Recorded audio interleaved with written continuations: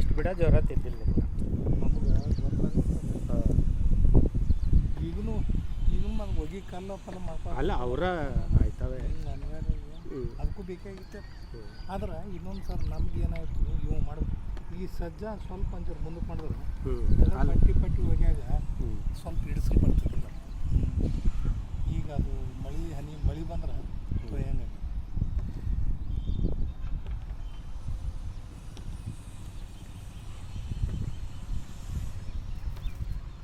ಬಾಯಿ ಎಷ್ಟು ಇದು 72 ಬಂಡಿ ಹತ್ತುತ್ತೆ. ಬಂಡಿ ಏನೇ ಹತ್ತಿಲ್ಲ ರೀ.